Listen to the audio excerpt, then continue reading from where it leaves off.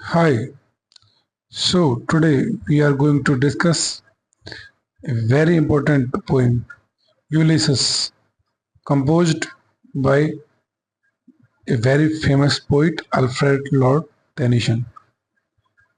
Let's start the poem with the basic details of the poem and the writer. First of all, we will discuss some important points about the poem. This poem, Ulysses, is written in blank verse and it was written in Victorian age. So we can see that Alfred Lord Tennyson was born in 1809 and he was died in 1892. So this was the duration of Victorian age from 1798. So from 1837 to 1901, it was the duration of Victorian age. From 1798 to 1837, it was the duration of romantic as जो थी वो 1798 से 1837 तक थी और 1837 से 1901 तक Victorian age था। उसी विक्टोरियन एज में अल्फ्रेड लॉर्ड टेनिसन ने यूलिसिस पोइम लिखी थी और ये आपको याद रखना है कि ये पोइम ब्लैंक वर्स में लिखी गई है। This poem was written in 1833 and published in 1842। अगर आप इन ईयर्स को भी याद रख पाते हैं तो ये आपके लिए बहुत अच्छी बात होगी। अल्फ्रेड लॉर्ड टेनिसन ने यूलिसिस को 1833 में लिखा था, लेकिन ये पब्लिश हुई थी 1842 में। In is well received second volume of poetry, उनका सेकंड वॉल्यूम ऑफ पोइट्री था जिसमें यूलिसिस एक पोइम, बहुत सारी पोइम्स में से एक पोइम यूलिसिस उस एडिशन में, उस वॉल्यूम में पब्लिश हुई थी। कब पब्लिश हुई थी? 1842 में। लिखी कब गई थी? 1833 में। I hope you understand. An oft quoted poem, it is popular example of the dramatic monologue. बहुत ही फेमस पोइम है, कई लाइन्स ऐसी हैं जो अदर पोइट्स ने भी कई बार यूज ली हैं और बहुत पॉपुलर पोइम है और ड्रामेटिक मोनोलॉग का ये एग्जाम्पल है। ड्रामेटिक मोनोलॉग आपको मैं ऑलरेडी समझा चुका हूँ एक वीडियो में। तो ये जो यूलिसिस पोइम है अल्फ्रेड लॉर्ड टेनिसन की, ये एक ड्रामेटिक मोनोलॉग का एग्जाम्पल है। क्या होता है ड्रामेटिक मोनोलॉग? ड्रामेटिक मोनोलॉग में स्पीकर किसी सामने वाले लिसनर को एड्रेस करके बोलता है, लेकिन जो लिसनर होता है वो सिंगल वर्ड भी नहीं बोलता। हम स्पीकर के शब्दों के माध्यम से ही यह अंदाज लगा पाते हैं, यह गैस कर पाते हैं कि वहां पर कोई लिसनर भी प्रेजेंट है। आगे next point,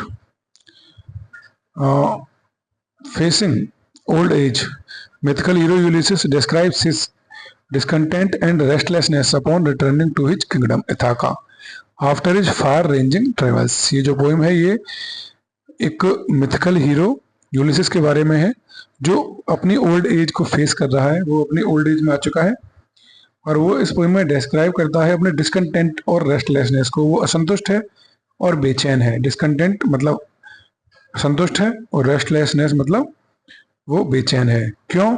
upon returning to his kingdom Ithaca, वो एक युद्ध लड़के कई वर्षों के बाद, after many years he return to his kingdom Ithaca, और जब वो वहां देखता है कि यहाँ तो उसके लिए ज़्यादा कुछ काम है ही नहीं, कोई भी एडवेंचर नहीं है, then he feels discontent and restlessness.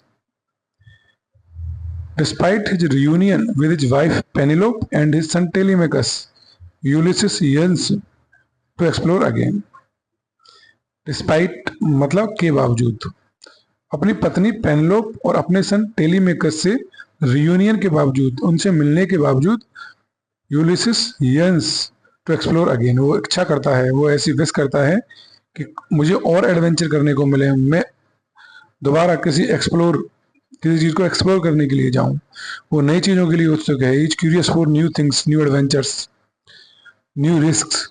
So he is feeling discontent and restless because यहाँ अपनी किंगडम में इथाका में भले ही वो अपनी पत्नी पेनिलोप और अपने बेटे टेलीमेगस के साथ है, बट यहाँ उसके लिए कुछ नया करने के लिए नहीं है। That is the reason why he is discontent. ये जो दो नाम है ये आपको याद रखने हैं, पेनिलोप एंड टेलीमेगस, कि ये पोइम में भी आएंगे। तो यूलिसिस इसका मेन हीरो है ड्रामेटिक मोनोलॉग का, जो कि अल्फ्रेड लॉर्ड टेनिसन ने लिखा है। यूलिसिस इसका टाइटल है। टाइटल में जो यूलिसिस है यही इसका मेन हीरो है। यूलिसिस की वाइफ है पेनिलोप और इनके बेटे का नाम है टेलीमेकस। यूलिसिस एक बहुत बड़ी ट्रॉय की वॉर बैटल करने के बाद, लड़ने के बाद यहाँ पर अपने इंग्लैंड में इथाका में वापस आए हैं। तो वो कैसे इस आराम से भरी हुई जिंदगी को लेते हैं, वो इस पोएम में अल्फ्रेड लॉर्ड टेनिसन ने लिखा है। तो ये एक मोटिवेशन पोइट्री भी है। So let's start. Another point is here that the Ulysses character has been widely examined in literature. Literature में कई जगह यूलिसिस कैरेक्टर को एग्जामाइन किया गया है। His adventures were first recorded in Homer's Iliad and Odyssey. पहली बार जो Ulysses के बारे में लिखा था वो होमर ने लिखा था अपने इलियड और ओडिसी में। और ये कब लिखा था? ये 800 to 700 before Christ BC, not AC। Homer ने इलियड और ओडिसी जो लिखी थी वो 800 to 700 BC लिखी थी। ये जो पोइम है यूलिसिस, इसकी जो पोइटिक फॉर्म है वो है ब्लैंक वर्स। ये ब्लैंक वर्स में लिखी गई है। I have mentioned it already, मैंने आपको पहले ही ये बता दिया है कि ये जो पोइम है ये ब्लैंक वर्स में है। इस पोइम की थीम क्या है? Ageing, death, desire, identity, journey and spirituality. इस पोएम में एजिंग, आदमी उम्र के साथ बड़ा होता जाता है, उसके बारे में, डेथ के बारे में, डिजायर के बारे में, आइडेंटिटी के बारे में, जर्नी और स्पिरिचुअलिटी। स्पिरिचुअलिटी मतलब आध्यात्मिकता, स्पिरिचुअलिटी के बारे में भी इस पोएम में बात की गई है। तो ये सारी थीम है यूलिसिस की। ब्लैंक वर्स में इसको लिखा गया है। और पोइटिक फॉर्म क्या है? Dramatic monologue. ये भी मैं आपको ऑलरेडी डिस्कस कर चुका हूँ। So let's start the poem. अब जो यहाँ से बोलेगा वो अल्फ्रेड लॉर्ड टेनिसन नहीं बोलेगा। अब यहाँ पोइट यूलिसिस के रूप में बोल रहा है।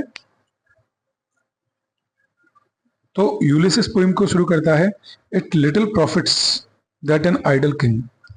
यूलिसिस कहता है, it little profits that an idle king by his still hearth among these barren crags matched with an aged wife, I met and dole unequal lodge unto a savage race. Ulysses कहता है कि इस जीवन का कोई profit नहीं है, कोई फायदा नहीं है कि मैं यहाँ पे एक आइडल किंग की तरह इथाका में, अपने किंगडम में एक आइडल किंग की तरह, आलसी राजा की तरह रह रहा हूँ। यहाँ पर कुछ भी करने के लिए नहीं है, कोई भी एडवेंचर नहीं है। यहाँ एक स्टिल हर्थ है, बुझा हुआ। हर्थ का मतलब होता है भट्टी या चूल्हा। एक बुझे हुए चूल्हे की तरह अमॉन्ग दीज बैरन क्रैक्स, इन बैरन क्रैक्स के बीच में मैं रह रहा हूँ। बैरन क्रैक्स का मतलब है बंजर चोटियां। बैरन मतलब बंजर और क्रैक्स पहाड़ की जो चोटियां होती हैं उनको कहा जाता है।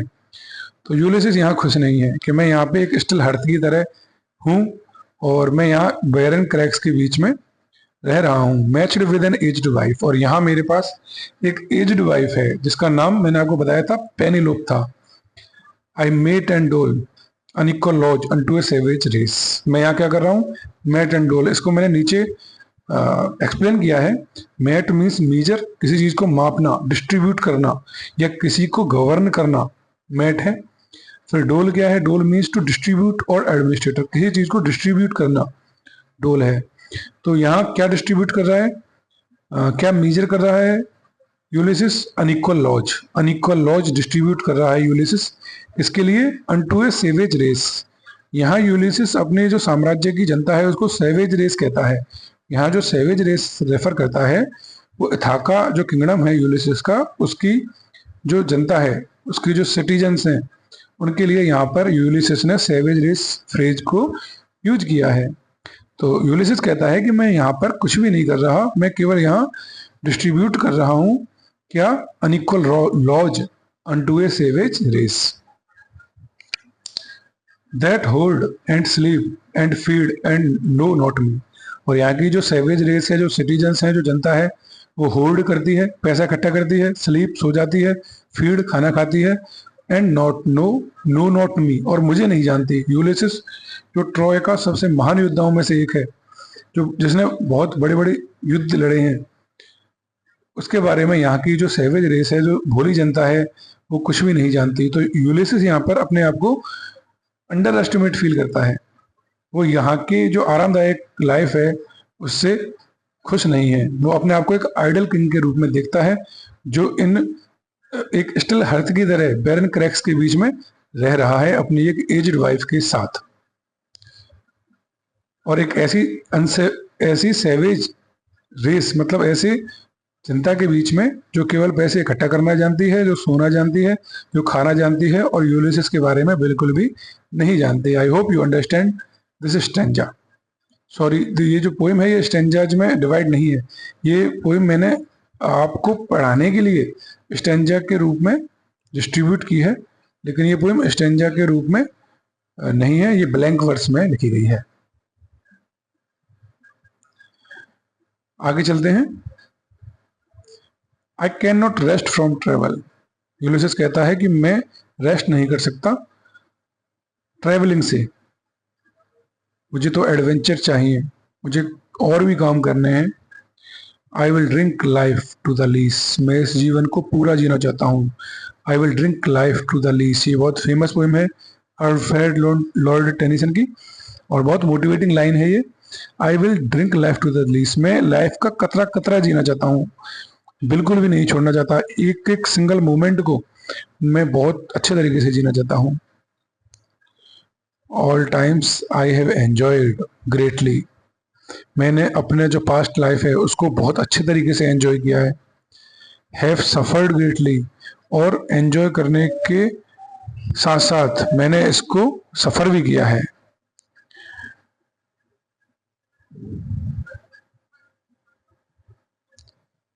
Both with those that loved me and alone on the shore. चल